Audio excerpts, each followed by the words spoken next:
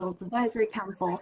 My name is Denver Stiepinger, and once I bring up today's electronic script, we'll go ahead and get started. Sarah, are you ready to be handed the virtual gavel? Perfect. All right, to conduct this meeting wholly electronically and to effectuate both the emergency procedures authorized by FOIA and the emergency ordinance, the Young Adults Advisory Council, further known as the Council, needs to make certain that the findings and determinations for the record. It's a bit cumbersome, so I ask for you in advance for your patience. First, because each member of the Council is participating in this meeting from separate locations, we must verify that the quorum of members that is participating, that each member's voice can be heard audibly and clearly and in appropriate volumes for other members. Accordingly, I'm going to conduct roll call and ask each council member participating in this meeting to state your name, location from which you're participating. I ask that you pay close attention to ensure that you can hear each other. You can hear your colleagues. Following the roll call, we will have a vote to establish that every member can hear each other. All right, so my name is Denver Stiepinger, calling in from Fairfax. Natalia Denise Moody. Sarah Buffano. Present, Fairfax. Awesome. Kiana Simpkins. Casey Judge. Hi, good evening. Casey Judge, calling from Falls Church, Virginia. Good to see you. Judith Kupla. Anna McCoy. Jessica Sun. Dini Muhammad. Dini Muhammad calling in from Annandale, Virginia. Hi, Dini. Good to see you. Well, good to hear you.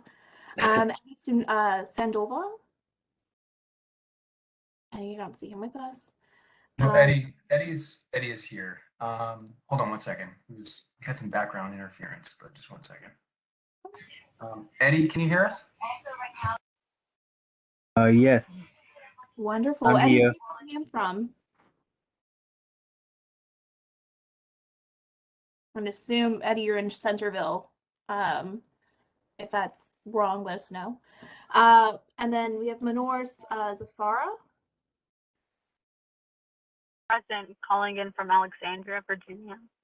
Wonderful. Thanks for being here and welcome. We'll get to know you in a second. At this point, I will pass the virtual gavel to my council member, Sarah Buffano, so that I may be heard to make the requisite motion. I move that each member's voice can be adequately heard by each other member of the council. Is there a second? Second. Great. All those in favor say aye. Aye. Aye. Awesome. Second, having established that each member's voice can be heard by every other member, we must next establish the nature of the meeting that compels the emergency procedures, the fact that we are holding this meeting electronically, what type of electronic communication is being used, and how we have arranged public access for this meeting. Therefore, I move that the state of emergency caused by COVID-19 pandemic makes it unsafe for the council to physically assemble and unsafe for the public to physically assemble at such a meeting. As such, FOIA's usual procedures that require physical assembly of the council and physical appearance of the public cannot be implemented safely or practically. I further move that the council may conduct this meeting electronically through the dedicated video and audio conferencing line, and that the public may access the meeting by registering through the meeting on the Young Adults Advisory Council website at www.fairfaxcounty.gov/economic-adults-advisory-council.yaa, or by calling 1-844-621-3956 and entering access code 2341-212-2725. It is so moved.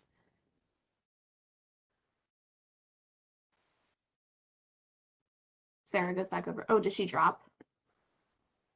No, sorry. Just lost the script. Is there a second?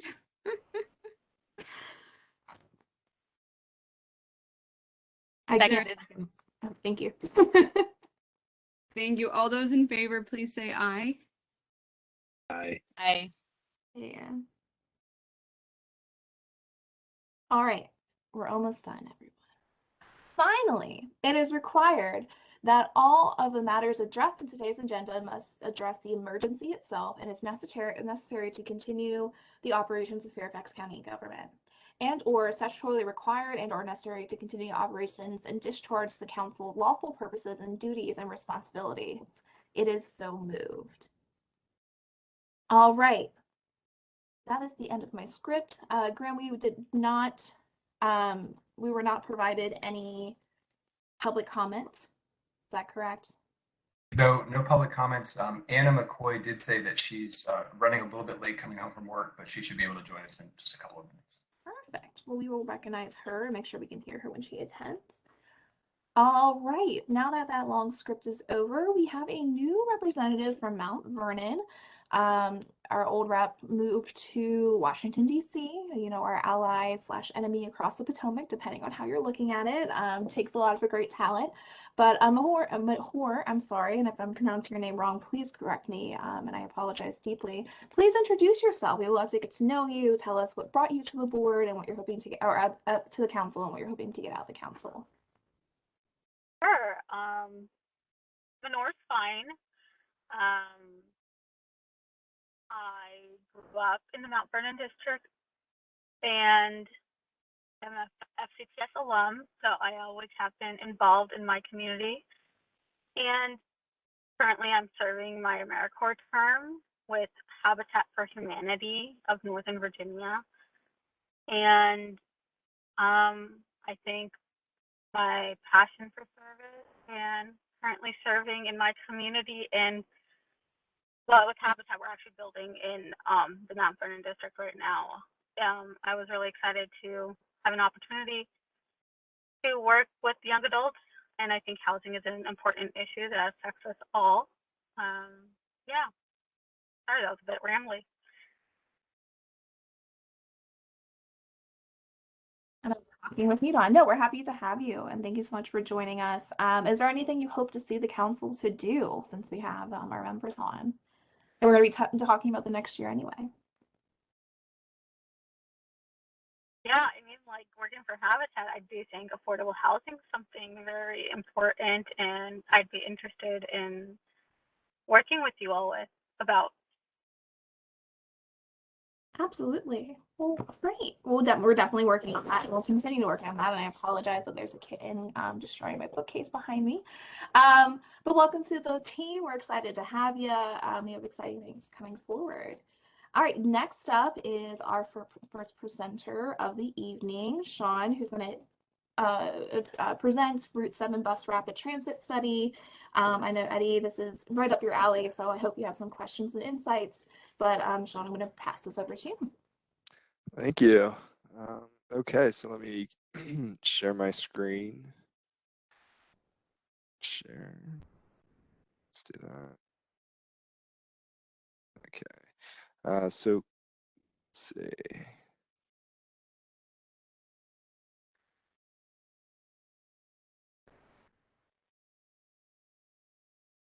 Okay. So my name is Sean Schweitzer. I work for the the County of Fairfax in the Department of Transportation.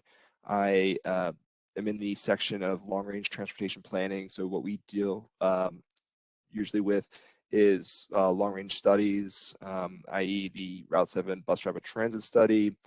We work on plan amendments, especially with Graham's section as well in DPD. Regarding SSPAs or site-specific plan amendments and just general plan amendments as well.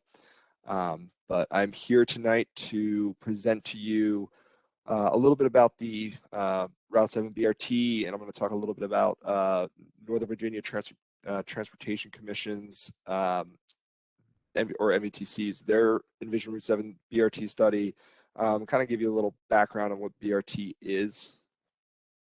So moving forward, just the agenda, what is Bus Rapid Transit or BRT, talk a little bit briefly about MVTC's Envision Route 7 study and kind of updates on that.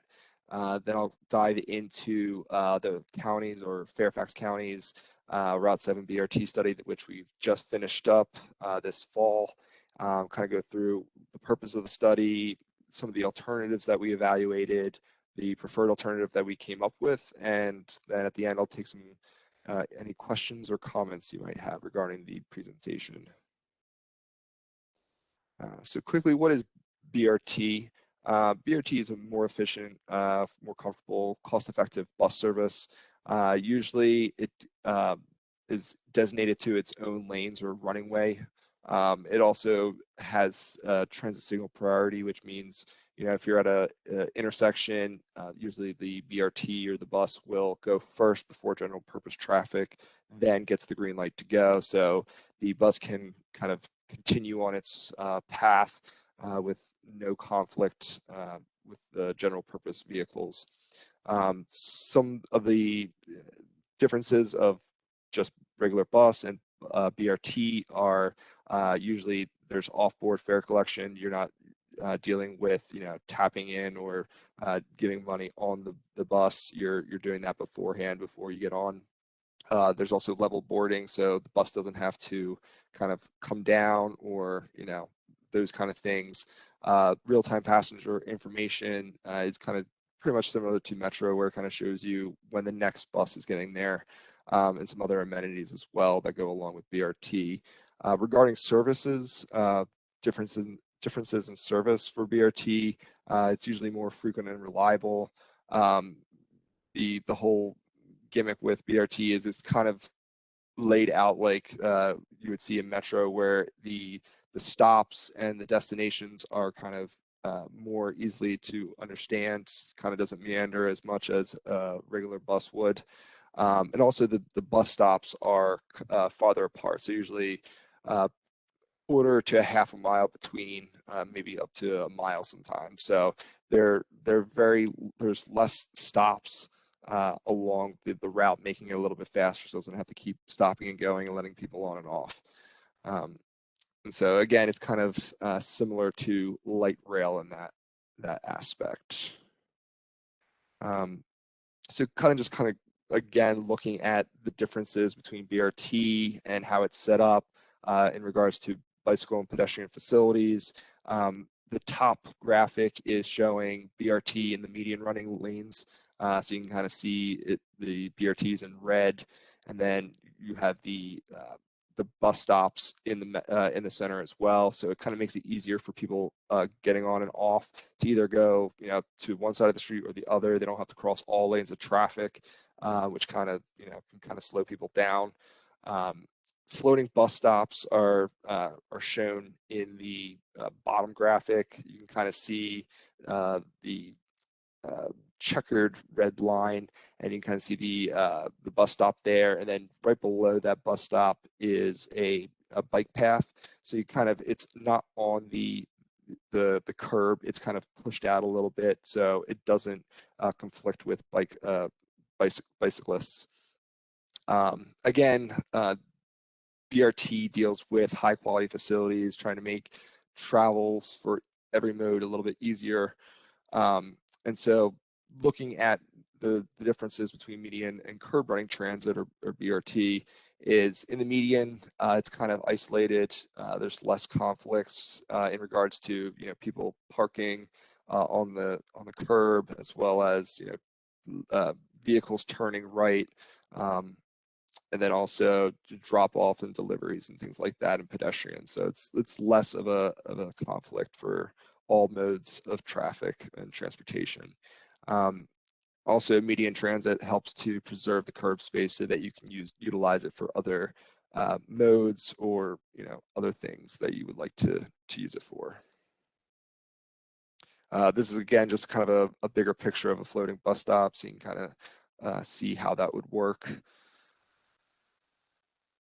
And again, here's just a BRT example of level boarding. Kind of looks similar to I guess Metro, where you kind of just come up to the yellow line and hop right in. And this example's in Indianapolis, Indiana. It's called the Indigo Rapid Bus BRT. So diving into Envision Route 7, or NVTCs, which is the Northern Virginia Transportation Commission.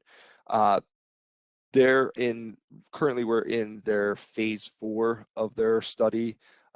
Phase 2 of their study, which I believe kind of started back in maybe 2014, 2015.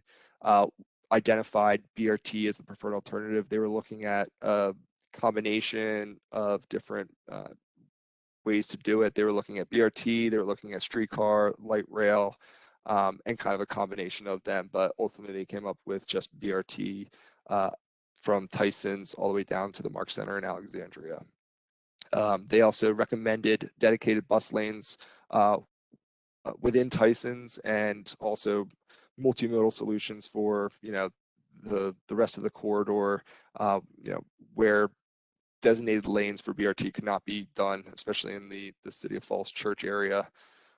It's a little tough. So, but yeah, so again, we're looking at phase 4 right now, and it's kind of broken down into 2 phases. Part 1 will look from Tyson's to Seven Corners, and kind of looking at the transportation analysis, mobility of the BRT and how it would interact with general purpose traffic, and kind of see how long it would take, and, you know, conflicts along the corridor. So jumping into the counties, or Fairfax County's study, the purpose of our study was coming up with how the BRT would work in Tyson. So our scope was from north of I-66 along Route 7 all the way up to into Tyson's with a termination point near Spring Hill Metro. We were kind of looking at the routing. Does it stay on Route 7, or does it take an alternative path, you know, within Tyson's? We were looking at the alignment. Is it, you know, median running the whole way? Is it bat lanes or business access and turning lane only, or it's curb, or a mix of just mixed traffic? So we were looking at it as well, what the cross sections would look like along the corridor, with, you know, the different lane configurations, and then ultimately where the BRT stops would be located along the corridor. These are kind of just the performance metrics, or the measures of effectiveness that we used in the study. So we kind of looked at a variety of different things. When we kind of started out this study, we looked at access, mobility, mode share, equity, safety, environmental concerns, financial feasibility, and kind of looked at a 2-phase approach with assessment of 9 preliminary alternatives, and then we dwindled that down to just 3. And then we have added, we took those 3 that we came up with and did some more in-depth analysis on those. And I'll talk a little bit more about that in the next slide. So in the graphic to the right, you can kind of see the different alternatives that we looked at. All 3 alternatives from I-66 all the way to International Drive had the same kind of alignment. They're not kind of moving off Route 7, but right at International Drive is where the 3 different alternatives came into play. So the alternative 1 was the light blue, went all the way up International and did a loop around Spring Hill Road and then Tyco, they come back down. Alternative 2 was the shortest. It's the pink color that kind of just terminated at Tyson's Corner Center. And then the third, which kind of resembled how NVTC's study was looking at BRT in the Tyson's area, stays on Route 7 and kind of just terminates at the West Park Transit Station Center here. We assumed 10-minute peaks, 10-minute peaks, and then 15-minute off-peak headways. Services 5 a.m. to 1. Articulated buses, or those accordion-style buses, where kind of they have in the middle they bend. We assumed transit signal priority along the corridor at the lights, and then fare comparable to local bus routes. So for alternative 1, kind of just an overview of what came out of that. So you can kind of see in the graphic to the right, the circles are the proposed BRT stops that we came up with, and that was dependent on ridership demand along the corridor. So the dark purple also shows that it would be median running all the way up Route 7 to International Drive, and then kind of go up International Drive, still in median running lanes. And then we had to come up with a stop here right near the Rotunda apartment complex, so that the bus could transition from median running into mixed traffic. And that was in order to take this left turn right here at International Drive and Spring Hill Metro, and then once it made that left turn, it would go into BAT lanes, or bus and turn only lanes, or bus and business access and turn lanes only, to do this loop and then terminate at the Spring Hill Metro, and then kind of make its way back to International Drive and BAT lanes here, and then transition back into median running BRT. So the whole, it had 6 BRT stations. It hit the most households, population, employment. The daily BRT ridership was in the middle of the 3 alternatives, but it also serviced a new kind of set of households and people in regards to the Silver Line, which is along Route 7 here. So again, this is kind of just the breakdown of what the running way would look like on the along the route on the road, so you can kind of see how that would be configured along the route for alternative 1. So jumping into alternative 2, again, all 3 alternatives shares the same running way until they get to International Drive, so I won't go into that, but this one had only 3 BRT stations proposed, one down here, which is the Patterson Road, which is right where the Trader Joe's is. And then this one we kind of assumed to have right here at International Drive and Route 7. And that was because we're also starting to look at a BRT along Gallows Road. So that would be kind of a transition point or a transfer point if you wanted to hop onto a different, the other BRT. And the termination was at the Tysons Corner Center Metro Rail, or Metro Station. It was the shortest. It hit or serviced the least amount of households, population, and employment. And the daily BRT ridership that we came out with was only 3,500 passengers. And again, this is kind of just what the alignment looks like and the roadway configuration or right of way. Then alternative 3 just stays on Route 7. It would just transition, it would go into median running up until International Drive, where it then would change transition into BAT lanes along Route 7. It would pretty much kind of mimic or parallel the Silver Line, and so kind of would stop at all the metro stations along Route 7 and then ultimately terminate at the West Park Transit Center. This had 5 BRT stations, and the route is around 3.8 miles, and that was like kind of, I think, in the middle between the 3 alternatives. It did have the most daily BRT ridership, but just by 300 passengers. So we kind of took that into consideration as well compared to, and it also, we noticed that it was also competing with the Silver Line a little bit. Passengers would be either utilizing BRT more, since it was a little bit more cost effective than using Metro.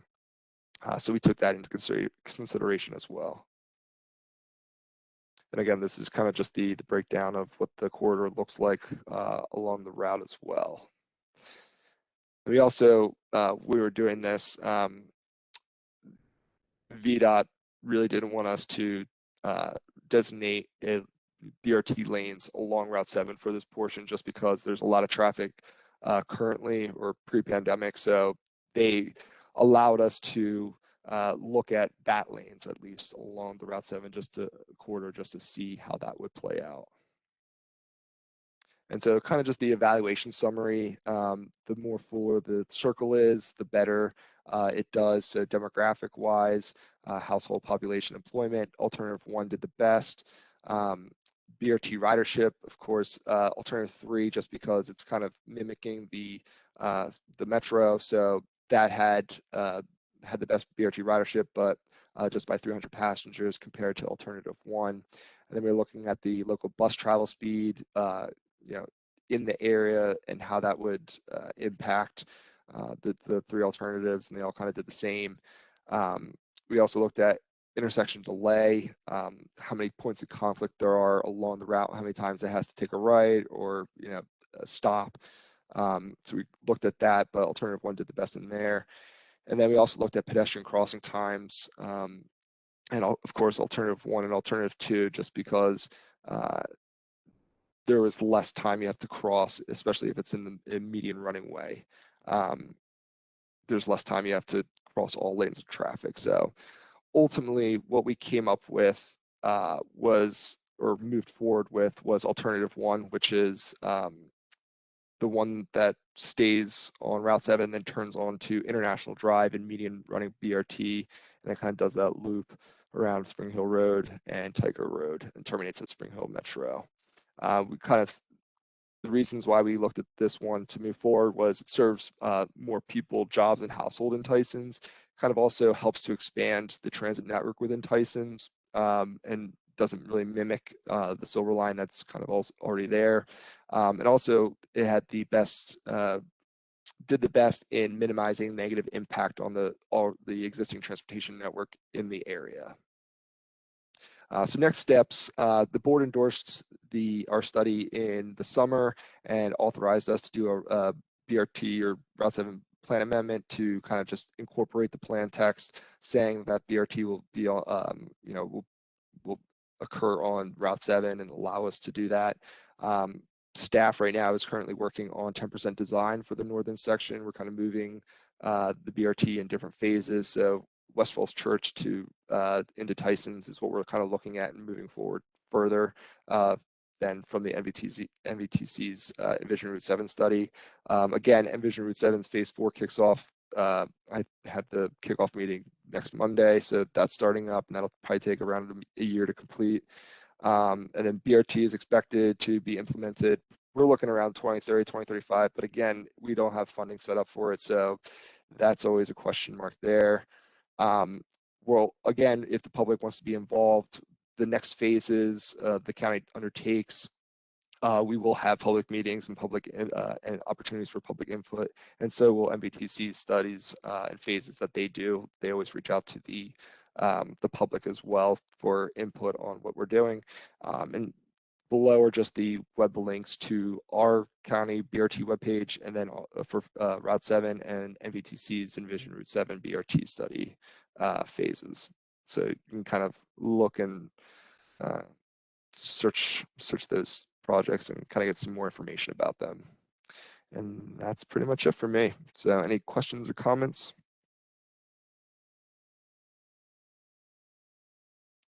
Thanks, Sean. I appreciate it. Your presentation. And I'm gonna ask you a question that I think any type of question that planners in the Commonwealth and the nation are thinking about, especially with transportation. Are we considering the demand and the price return with a focus on like COVID and people doing more remote work and not having this return where we're investing millions of dollars in this project rather than community services, and possibly 14 years down the road, it won't actually be a viable route or a needed route? Yeah, so we're always taking that into consideration, and especially now with the pandemic that kind of has shifted. We've seen, especially in public transit, it hasn't come back as much as just vehicular traffic in general. So that's always going to play a part in how we look at this and moving forward. But we do see the demand there in regards to what the study produced. But again, as we continue to look at this and move it forward, we do look at that every time to see if there should be any kind of changes. There's usually changes that occur throughout the implementation and getting it to where it needs to be in regards to right of way and environmental issues, things like that. So we're always kind of tweaking it as we go. Thank you. Are there any questions from the council? I've got a question. Thank you so much. My question for you is, and you might have answered part of this in the presentation, so if so, apologies for asking you to repeat it. Am I correct that in creating the route that the option 1, would you be adding a new lane and expanding Route 7 to do that? And I'm interested, if so, I'm interested in understanding more of like, what is the cost of that compared to just adding in, if you're going to expand Route 7, why would you do a bus option instead of like a metro option or, a light rail tram kind of, Yeah. something else? And then in addition to that, I'm interested in the environmental effect. Is the bus going to be a green bus? Yeah, Yeah. I think Yeah. where I'm coming from is I'm all for public transit, but my issue is, or not my issue, but my concern is, when you're relying on buses, obviously you need to have many, many buses to meet, people demand. Whereas, a metro or a tram could be longer, it could be greener, and it also, would not like I wouldn't want 20 years from now us to be like, oh, we need a new road on a new lane on Route 7 because our population keeps expanding. Let's take over the bus lane too. And then next thing you know, you're stuck in traffic, a lot more. So anyway. Yes. So per the comp plan, the stretch of Route 7 from I-66 to the Beltway is recommended to be widened 2 lanes. So what we're doing right now in the plan amendment is taking those 2 lanes that were recommended to be widened on Route 7 and trying to designate them for BRT. And that goes along from the Beltway to International Drive. That's supposed to be expanded or recommended to be expanded 2 more lanes. So again, we'd use those 2 new lanes for BRT. The part where we get into, we would have to repurpose 2 lanes on International Drive for BRT, but we've looked at the capacity along International Drive, and it shows that the road International Drive right now is not really near its capacity at all. So changing or repurposing those 2 lanes or existing lanes on International Drive would not have too much of an impact in that way. Again, it's always easier to not take away or just implement lanes or BRT than take 2 lanes or repurpose them. People don't usually like that when you do that. So right now it'd be better to implement the BRT without the lanes already existing, especially for Route 7. I think we can kind of show the benefits of doing it for International Drive, but the benefits of doing BRT is it would also further the county's goal of having more different modes of transportation for its residents, as well as also trying to take off single occupancy vehicles on Route 7 and within the transportation network as a whole, trying to make those connections with a more enhanced transport or public transit facility. So we will be looking further. We kind of looked at the high level, if it would work, if it's feasible kind of things now.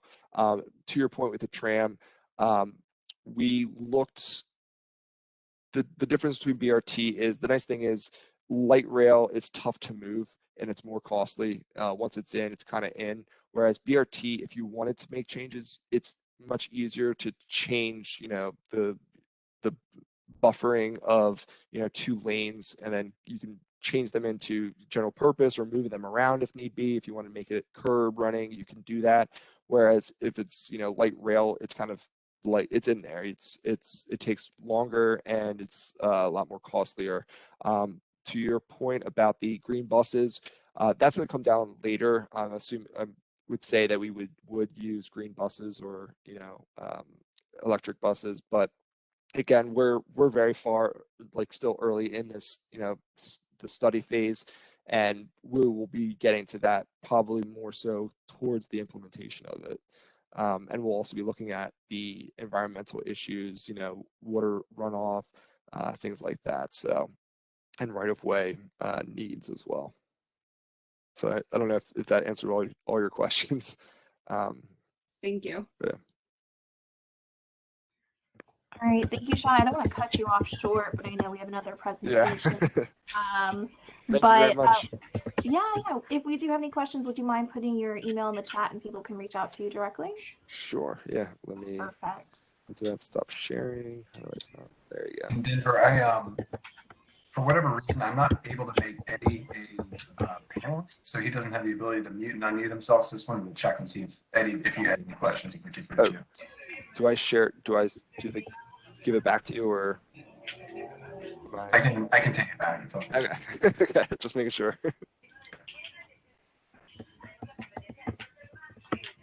Eddie, you're unmuted. Did you have any questions for Sean?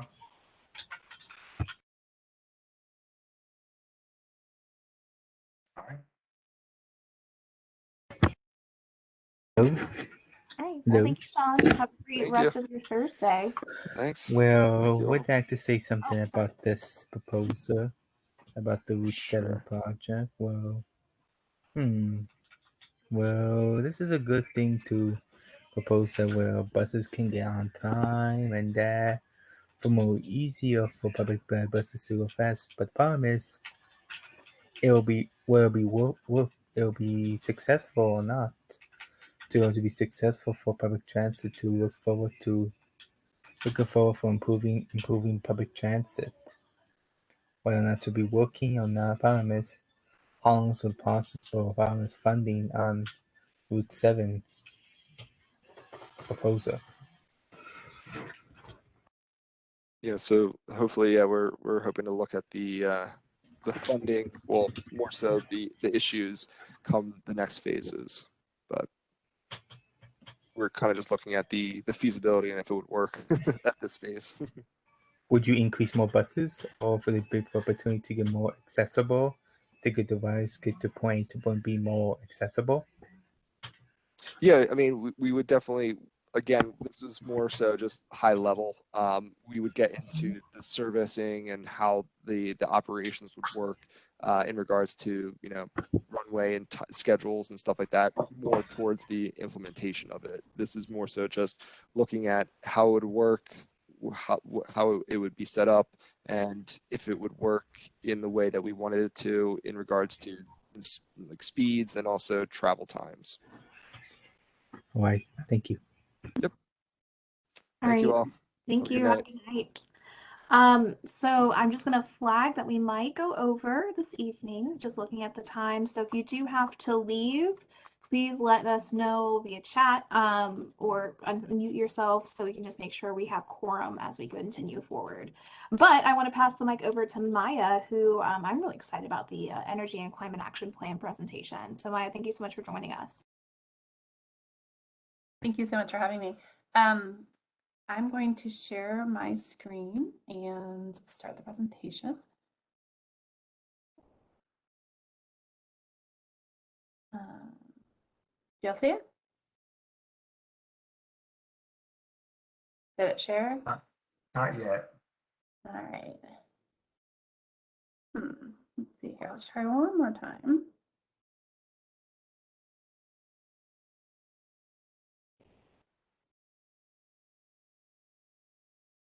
Look good?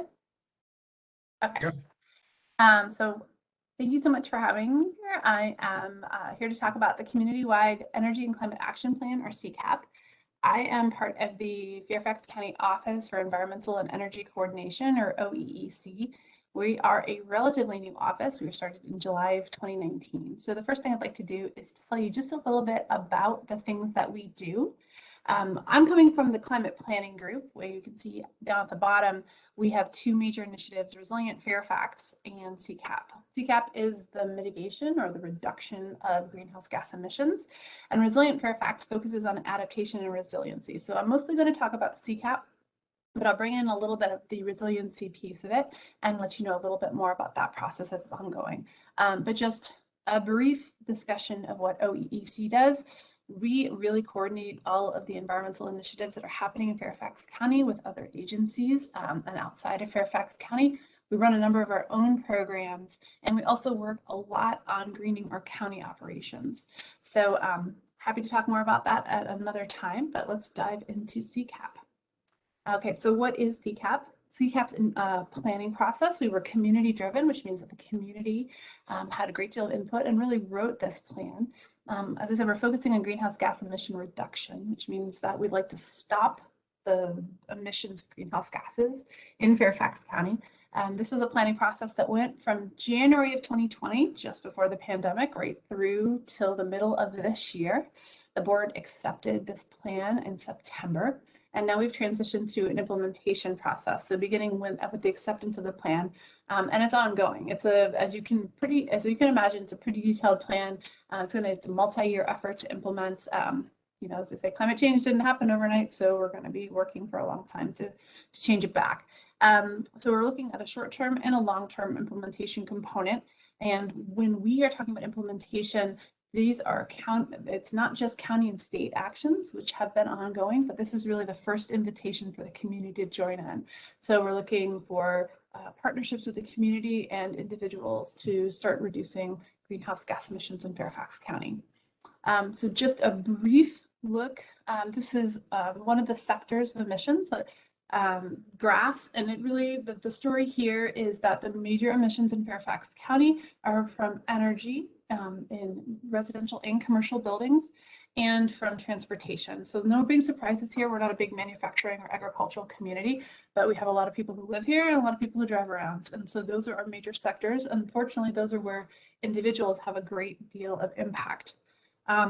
Another key piece of the story is that only about 5% of our emissions in Fairfax County come from the government and schools operations. 95% come from the community. So again, another really good opportunity for the community to get involved, and choices in this case do matter because that's where 95% of our emissions are coming from in Fairfax. So what brief overview of what Ccap, what the goals that were decided by the community. You can see the beautiful cover of our report there. So we had goals that were determined by overall goals as well as interim goals. Those are check-in points along the way.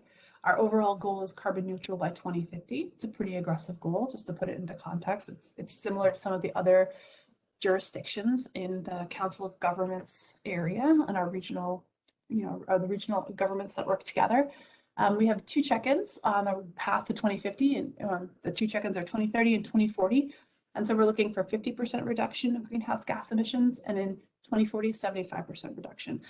These all come from a 2005 base year, and that's pretty comparable. That was done to be comparable with other jurisdictions, but that's also pretty standard. So we used 2018 data, and we're looking from 2005 on. So we also have sector-based goals. As I showed that slide before, the major sectors of emissions in Fairfax are building, energy, and transportation. The working group, which was our community group that came together to write this report, really also wanted to give additional goals as ways of checking in our progress. So we have sector-based goals with energy efficiency, particularly with green buildings for new construction, looking at existing buildings with retrofitting our housing stock. We have an awful lot of houses in Fairfax that aren't going to be torn down anytime soon, and so we have to make those as efficient as possible. Looking at our transportation choices, again, another major sector of emissions in Fairfax in terms of transit, commuting, and electric vehicles. And then the working group is very interested in natural resources, particularly soil and tree health and green space preservation, which is another major attractor for individuals to live in Fairfax County. And there's also interest in zero waste, or reducing the waste that we generate and responsibly managing the waste that we do generate. All told, there were 12 strategies, 37 actions, and more than 270 recommendations in this report. So like I said, pretty big report, pretty big effort, and also a pretty big problem. So looking at the sector-based goals, I don't want to go too much into it because I know we're crunched for time, but just to give you an idea, again, looking at buildings and energy efficiency, transportation, natural resources, and waste. These are goals that are assisting us in figuring out how we're progressing. But again, the overall goal really is carbon neutral by 2050. So looking at the strategies, there are 12 different strategies, as I mentioned. There are 3 that focus on buildings and energy efficiency. Really, we're looking at existing buildings. We're looking at electrifying existing buildings, so energy conservation, as well as transitioning away from more polluting sources of energy, and then looking to change how we implement green building standards for new construction. So looking at this housing stock, this residential stock, this commercial building stock in Fairfax County and improving every way that we can. Energy supply is something that the average individual doesn't have a whole lot of control over, but is a very large part of the energy equation. It's really looking at the mix of energy sources on the grid. So this is where renewables, energy that's from solar, from wind, geothermal, that's where this comes in. So trying to increase renewables on the grid, trying to generate on-site energy. So again, that's from renewables. And then looking to increase our energy supply from the non-traditional sources of energy, but resource recovered gas, hydrogen, power to gas. So a little bit wonky, not something that really we have a lot of power over, but a very important consideration when we're talking about the factors involved with greenhouse gas emissions is where do we get our energy? Transportation, huge for Fairfax. Again, really focusing on EVs. Strategy 8, I think, might be really of interest to this group. This is where planning, transportation, and the environment coincide. So we're looking at how the spaces that we create can be more green, more efficient, more sustainable. So looking at the combination of making attractive spaces that have great transportation options and that people can easily work and live and visit, and as a sort of a side effect, how are we able to reduce those vehicle miles traveled? So fewer miles traveled means fewer emissions in the air. Strategy 9, looking at, again, we don't have a whole lot to say over this, but important to note, fuel economy and the use of low carbon fuels for transportation. And when I say we don't have a lot of control over this, we're really talking about this as a state action, this is a federal action. Fairfax County can't say, oh, hey, we were going to raise the fuel standards for cars. So just to point out that some of these strategies are beyond Fairfax County, but they're important for our emission reduction overall. Moving into waste, 2 strategies here. Again, really focusing on that zero waste concept, reducing the amount of waste generated and diverting waste from landfills and waste energy. Lots of interest in composting, and then responsibly managing that waste that's generated. For natural resources, 1 strategy, but super important to the working group.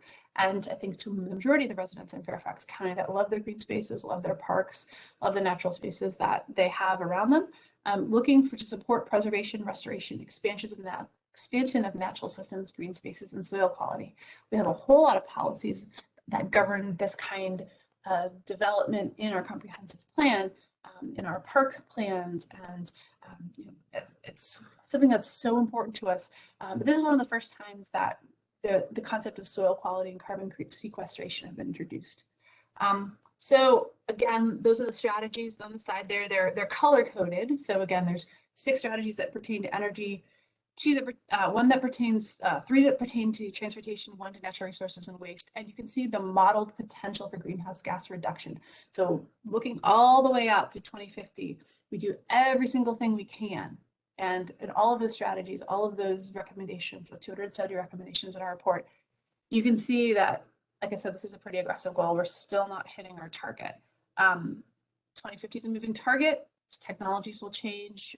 Hopefully there will be more awareness and more understanding of the things that are important to do in reducing our personal emissions. And so we're hopeful that we can close that gap. I do want to make everyone aware of the magnitude of the problem, as if the news media doesn't enough. But just that when we look at things that we can do in Fairfax County, we do have a great impact, but we have to rise to the challenge as well. So moving on, what are our next steps with Ccap? Well, as I mentioned, we're moving into short and long-term implementation. We go to the Board of Supervisors Environmental Committee. That's what the BOSEC means. In the short term, we're coming forward in February of next year. We'll be discussing how we're doing community outreach. We're looking at legislative recommendations. I've mentioned a couple of times that some things are beyond what Fairfax County can do without help. So we need state authority, or we're looking for federal policies or programs. So we're thinking, as we always do in Fairfax County, about how we can advocate for legislation that gives us more authority, and that's from Richmond. So we're looking at community outreach, legislative recommendations, and then building on our existing county programs. We do an awful lot of really amazing environmental work in Fairfax, and that's part of the work of my office, is making sure that all of those programs can combine and come together for the most impact. But we want to build on some of those programs that we're doing and use them as the base for moving forward. Long term, we will go before that Board of Supervisors Environmental Committee meeting, the committee of the board, And we'll be talking about an annual work plan, and we'll be looking at ways to fund that work. The board that we have right now has an incredible environmental vision, and we're very hopeful that, you never know when things happen with the pandemic, but we're very hopeful that the board will continue to support our work financially, as well as asking for additional programs. The board that I've been with the county now for 14 years, and this is the most environmentally engaged board I've ever seen, and it's a delight to work for them. So looking forward to bringing that annual work plan with those recommendations. Again, 270 of them. We can't hit them all. We're looking at 3 or 4, maybe 5 that will really have the largest impact possible, and ramping up from there. We are a small office, but small but mighty. That's our hope. So how can you all get involved with Ccap? Well, one of the things that we did during this planning process is try to do a lot of public outreach. One of the demographics that we did not have a great deal of representation from was younger school-age children, college-age adults, and then young professionals. I think that there's a whole lot of people that we'd love to hear from that just don't know that we're here, very consumed with staying alive, working, raising kids, getting their careers going. And so I was thrilled when Graham asked if I could present here, because this is a target demographic that we really need to engage with, and we want their feedback. We want more like an understanding of how these problems, or how climate change affects them personally, and what we can do to get them engaged. There's a generational divide in people's importance for climate change, and we know that younger people get it, and older people have to be convinced. And so we'd like to hear, instead of from the usual suspects. So we're hoping that by starting to get the message out, you can give us suggestions, or you have groups or organizations to work with.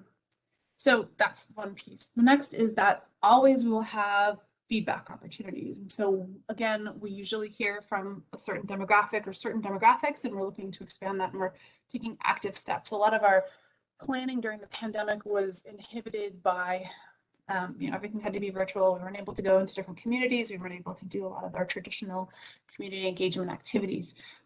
So we are hopefully expanding and doing a lot more in-person things. Pandemic,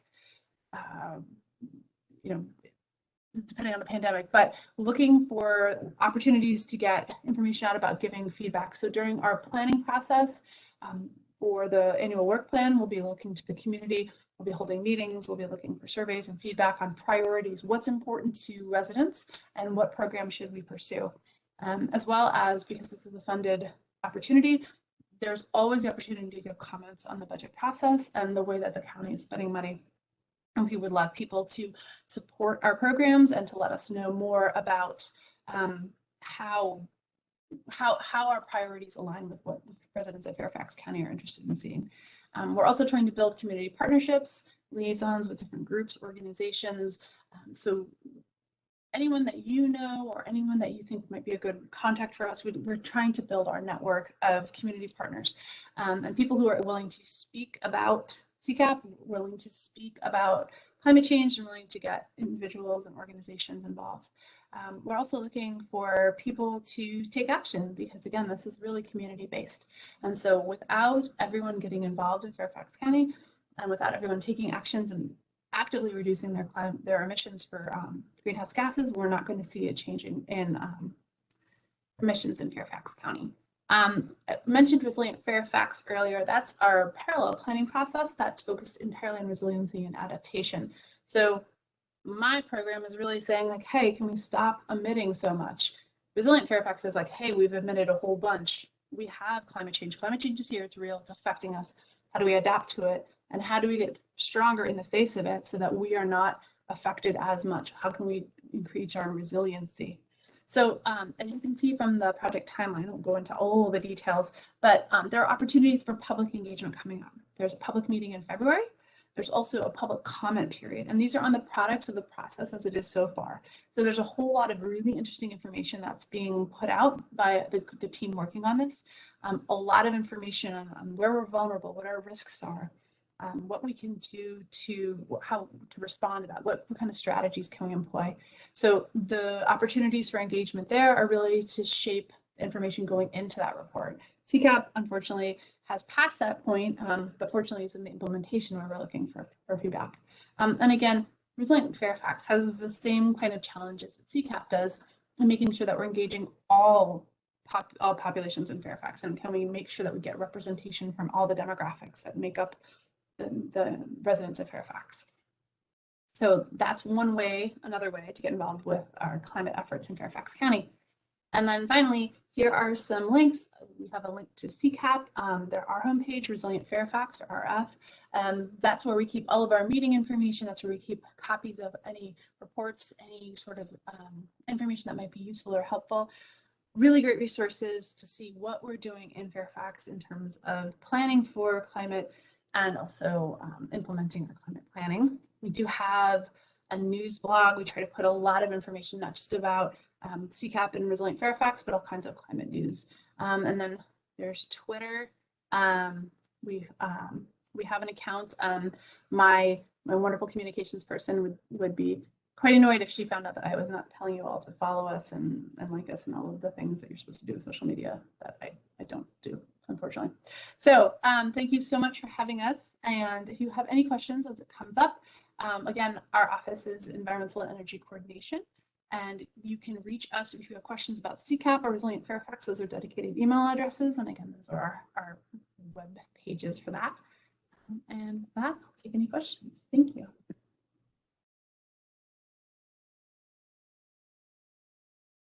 I can just jump in here because I'm super excited and jazzed. So hopefully it's okay that that I just jumped in. Thank you so much. This is great, and I'm so excited to hear about Fairfax County's goal. You know how ambitious it is. My question for you, you know, you've alluded to this and mentioned it a number of times in your presentation, but I'm curious to hear a little bit more, you know, details on. You know, I'm thinking like when it comes to renewable energy and, you know, the Fairfax County's electricity grid, you know, I'm interested in like, one, does Fairfax County have the authority to provide financial incentives for like solar energy panel installation, et cetera? And then my second question is, what influence or, you know, authority can Fairfax County provide? My understanding is that electricity is like a state, you know, owned and operated. So how do you envision Fairfax County, you know, somehow working with you know, the Virginia government to influence that and make changes there? Thank you. Okay, those are fabulous questions, and you're really getting at the heart of the matter. Before I answer them, I just want to say I forgot to say one thing, that Resilient Fairfax, that is in the middle of its process from the timeline, they will be able to come back and give you an up-to-date presentation on where they are a little bit later on as they get closer to completion. So I just wanted to close that that Resilient Fairfax piece by saying that stay tuned, there's more coming later. As to your questions, on the solar, do we have the authority to give incentives? Yeah, kinda. I would say that there's always, we are looking at incentive programs to influence behavior in a variety of different areas. We'd have to explore, we are exploring, I should say, a lot of different things that we can and can't do for incentives. And there's a lot of little tricky things that keep our lawyers very busy. And so that is absolutely one of the things that we are considering.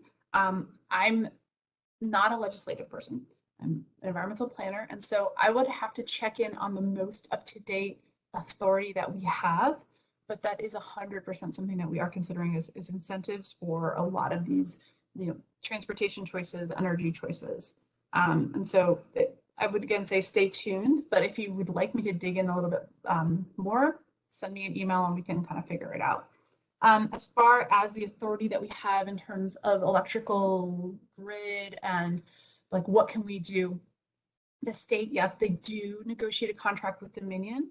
Dominion being a relatively large company, you know, we don't get everything that we want, but we do have a group of people in Fairfax County and a group of people across the state that work to negotiate a lot of components of that electrical agreement.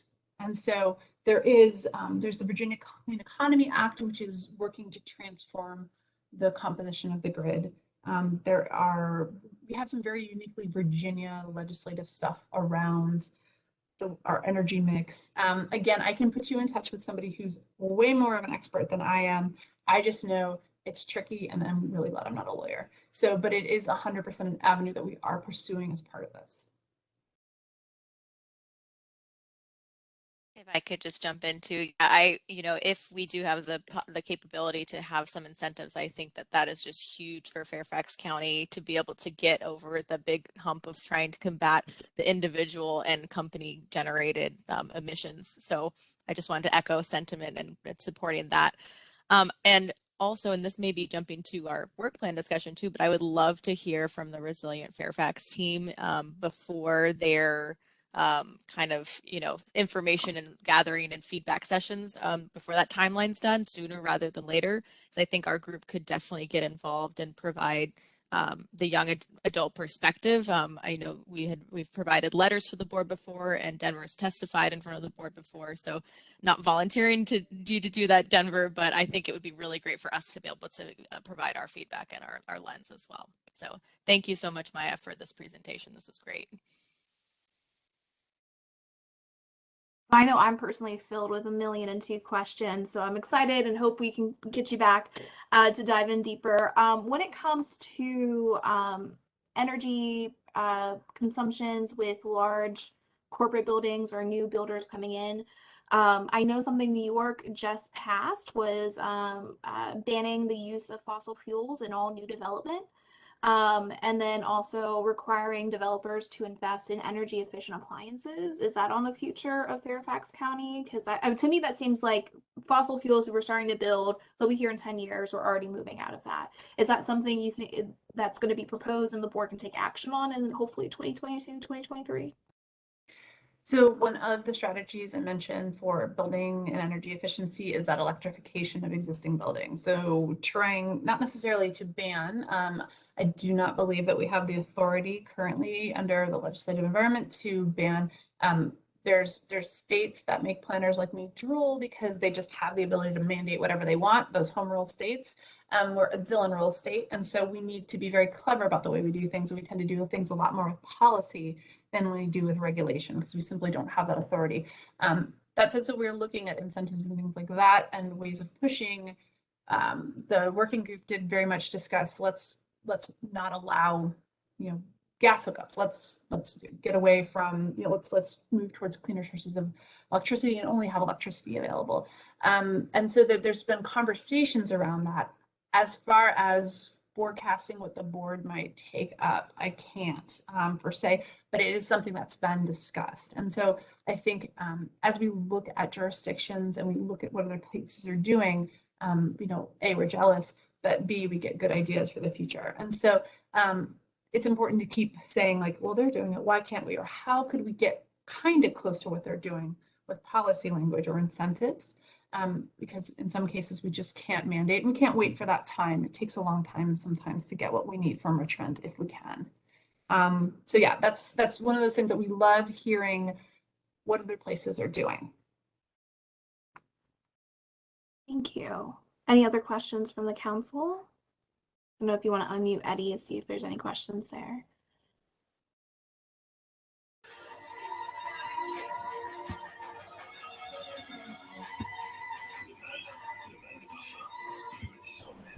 Eddie, I unmuted you. May have been an inopportune time, sorry. I'm a really big fan of ship, so I'm here to observe some ship shoppers. I would say Eddie is maybe a little preoccupied. All right, hearing no other questions. I mean, I'm definitely filled with questions, but just looking at the time and recognizing this is, your evening as well, and I'm sure you have wonderful things to do. I will say thank you so much. We look forward to seeing you again, hopefully multiple times in 2022 and 2023. Yeah, thank you so much, Maya. I appreciate you. Thank you. All right, everyone. Thanks for sticking around. This last part we will try to go through quickly. I had the pleasure of meeting with Graham and Sarah yesterday to discuss our hopes, aspirations, and possible layout for 2022. And looking at the fact that we originally had 4 subcommittees, now we have 2, and we want to be as efficient as possible and actually make an impact on the happenings of Fairfax County rather than, hearing, digesting and letting it sit within this body, right? And not letting that knowledge not get passed on or challenged in other places. So with our 2022 work plan, first I want to hear if there's any hopes or aspirations before I talk about what we're proposing, if there's anything you all would like to see specifically.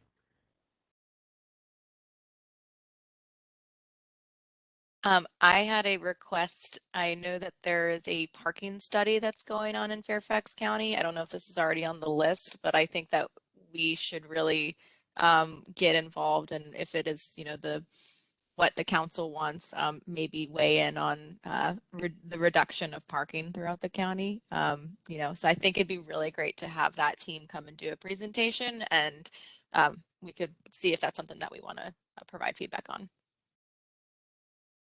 Casey, you read my mind. I reached out to Austin for this meeting to see if we'd be able to present, given the timing for Parking Reimagined, to be able to come later on in the year if we want to have them. So absolutely. Okay, great. I know they're at the beginning, so I feel like getting in early is always the best because you can have the most impact. So, okay, thanks.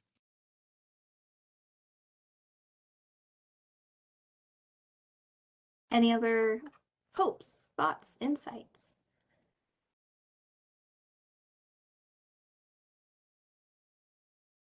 So what we discussed yesterday that I'm hoping to get y'all sign off or any edits to it is it was talked, and Sarah brought up a really great perspective that we get this, we have these presentations, we sit with it, we don't do any of it. There is the Falls Church Economic Advisory Board, or Mason, or one of those. Graham, I might be wrong. That has folks come in, whether they're business communities, other stuff. They meet with them, they hear the presentation, and then immediately after their meeting, they do a short report out and letter of saying, hey, you all presented on this. We think this is great. We think this needs to be edited. We want more information on X. We are curious about the future of Y, and so forth. We are proposing that we take on that practice with our monthly meetings, where the last 10 minutes of our meetings are done quickly drafting up a letter that we then send to our presenters and the board after each of our monthly meetings. So we have, 1, a track record that we're actually thinking and digesting. 2, we're providing a space for us to talk about what we just presented. Like, I would love to go into the energy and climate action plan so much more, but we don't have a dedicated space at this time in our meetings. So that is change number 1, and I wanted to hear any insights on that. And Sarah, since this was your idea, I don't know if you want to hit on that a little bit more. Yes, thank you. Sorry, just finished dinner. Yes, thank you so much. And I think I just, I think that's a great explanation of it, Denver, but I guess just 2 things I would add. 1, I was thinking short and sweet, right? Like, get it done in 3 minutes, maybe like, get it done in a few minutes, maybe like 3 bullets, like definitely less than a full page. But just something to have a public record of, our thoughts and reflections on it. Should there be something we want to explore further as well? Like, it's a good way to hold ourselves accountable to continue down that. Or should there be, a change or something we want considered? It provides a public, comment from us for them to consider, whoever, them might be. So yeah, just want to add that short and sweet, at the end of everyone, just a quick kind of check, go around, make sure we're all on the same page, and then we can, publish it.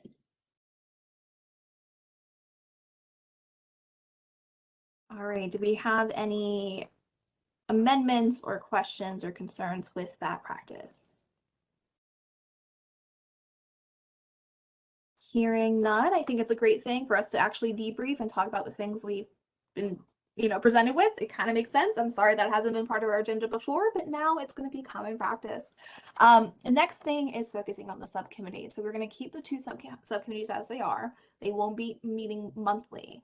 But the first meeting in January, these subcommittees will be charged with selecting one or two niche policy or program areas in which they want to influence, right? So Casey, the parking study would be one, right?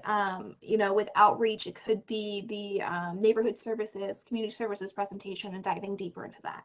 We want to make sure we realize that, our past, conversations and setting up the framework of the subcommittees was very broad, and we could go from point A to C to Z to D within a moment or two. So we want to make sure we're more constrained in this. Once again, it's going to be a 6-month initiative.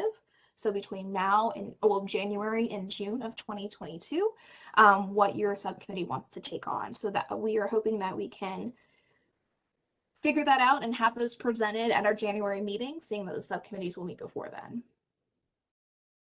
Any comments, questions, concerns there? I just want to add 2 points. Yeah, I just want to add, one, so narrow, because the goal is to have have influence, right? So transportation is too broad. We need to find something, even within transportation as an example, right? Then my second comment is, based on what we decide, Graham will help set up speakers based on those 2 ideas. So, right, there'll be one idea from one subcommittee, one topic from another subcommittee. So that means hopefully over the 6-month period, each idea will have 3 presenters that are related to that topic. So each subcommittee will be able to use those presentations to, collect, different aspects, ask different questions, etc. So that way, by the end of the 6-month period, in our subcommittee, we can continue to work on it, decide what other questions we have, and so that way, by the end of the 6-month period, we'll have, some short, it might even be like a 1-page, 2-page report on what our key recommendations or reflections are on whatever that topic is. So, and that way we can try to, have an impact in a targeted way. And then of course we can choose another one for the second half of next year to have an impact in. Thank you, Sarah. And we'll have a conversation as we get further on, but recognizing that most BACs don't meet in August, maybe having a July report of the first half, right? And then starting on the second half, and we'll do a January situation. We'll figure that out as time comes, as our deliverables come, but right now we need a system. So are there any questions, comments, concerns, issues with the subcommittee process? All right. And the third, and I think will probably be one of our largest pushes, is I am proposing that we as a committee petition the board that we have a young adult rep on the major boards that intersect with our issues. So that would include Planning Commission, that would include Human Rights Council, that would include, our environment groups, because we're realizing we have all these different people coming in, talking about what all the other commissions are doing, yet we don't have a voice or say on those commissions, boards, and authorities. So the YAC, which I still don't like, but I think we adopted it, the YAC will become a center point where all those voices from the environmental, from soil and water, from planning, from transportation can be like, hey, this is what my commission's doing, and being that place where we can connect all the dots that are happening throughout the county. Comments, concerns, questions? A question that I had, so it would be like one of us on those committees, or just somebody that meets the age range and is then added to our committee? Yes, it would be, it can be either or. It doesn't have to be one of us, and recognizing we already have 2 hours a month dedicated to the Young Adults Advisory Council.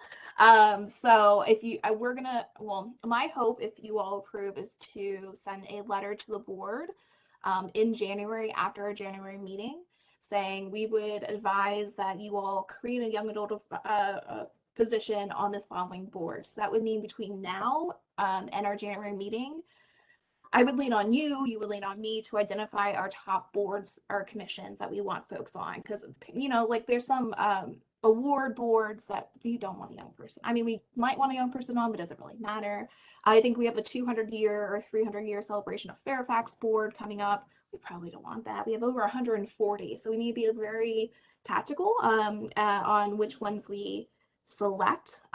So that would be my ask to you, if you all agree with this, is to identify our top BACs that we think we need young adults on, and then we'll give that over to the clerk for them to consider it. I know this is something they discussed with the redistricting committee.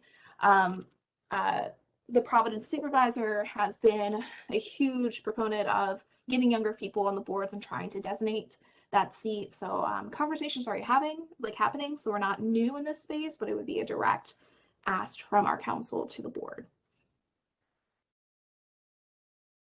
So long answer, Casey, no, it would not have to be us. We would be adding folks in as advisors where they would report out. We can figure out what that reporting schedule looks like, if it's like every other month, if it's quarterly, what have you. And if we just want to cycle, like, 4 boards come in January, 4 boards come in February, we can see. Granted, if they would have to adopt it first, so logistics will come after the adoption. And in that case, maybe something we could consider too is identifying if there are current members on these boards that maybe, so we wouldn't need to get the board to add another appointee or position, but somebody that meets our demographics and kind of agrees, supports our mission. And then we could just ask them if they're interested, maybe something to consider. And that's a conversation. My thinking is I rather have a dedicated spot and then have 2 people that have a young adult advisory, a young adult perspective, versus having one that does double duty who might get, might be a new appointment, and then we don't have a guaranteed seat on that BAC. Understood. Yeah. Because I mean, if we have an entire human rights council or commission that's all young adults, like, heck yeah, like, let's do that, right? Would be wonderful. We're far from that. But if you want to push back, I can be wrong, but that's just my perspective in that space. No, I think that makes sense as well, Denver. I think, like to Casey's point, if we find out that there is a young adult already on it, maybe we can ask if that seat can be made like if that person could be filling 2 seats, right? Like, so that way we still have an actual young adult seat. And if that person, leaves, then the seat stays. Yeah, whatever, like, yeah, I mean, you know that I am definitely, supportive of this idea, because I want to make sure that our voices are heard, and it's not, we're operating in a vacuum.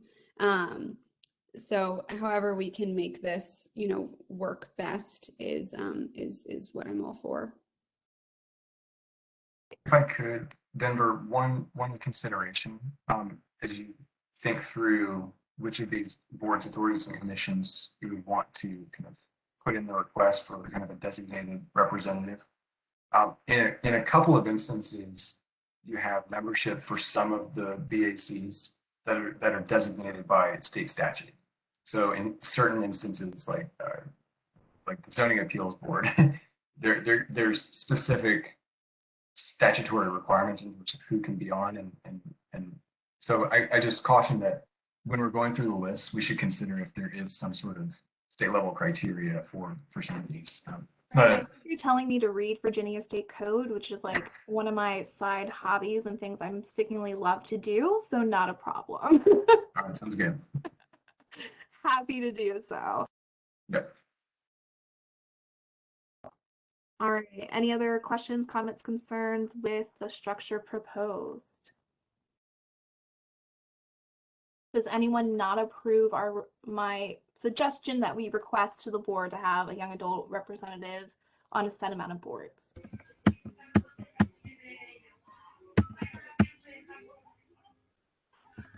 All right, hearing none, my charge to you all between now and our January meeting is to look at the BACs and pick, which ones you think are vital and send them over to Graham and or myself, and we will make sure we get those together, and we will discuss them at our next meeting, and then have, you know, a letter ready to go at the end of our January meeting. Oh, perfect. You can put the link in the chat there. Just sent the link. This contains the 140 or some odd BACs that are across the county. I'll also send it in an email after the meeting. Perfect. All right. Any other insights, hopes, aspirations for 2022 work plan?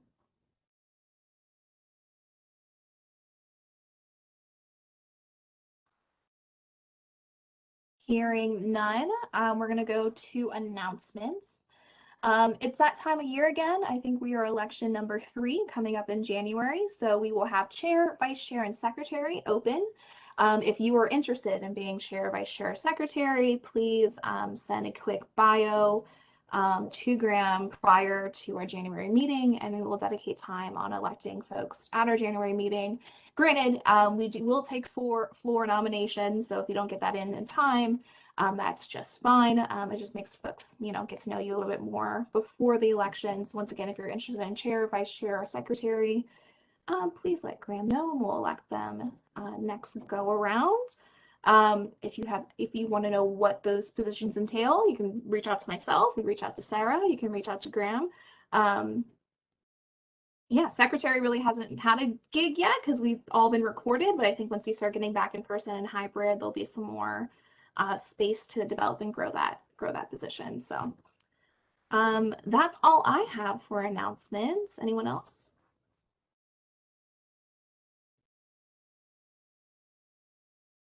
All right, so charge. Let us know if you want to run because we need great leadership. 2, think about BACs and which ones we want young adults represented on. And then 3, have a really happy new year. I hope 2022 brings better things, and maybe I get to see you all face to face and actually see that you have legs and you're a real person. So that's my hope for 2022. Thanks, Denver. Happy holidays, everyone. Thanks, everyone. Take care. Bye, everybody. Have a great one. Happy holidays. Bye. Happy holidays. I'm excited to be working with you all. We're glad you're here, Lenore. Nice to meet you.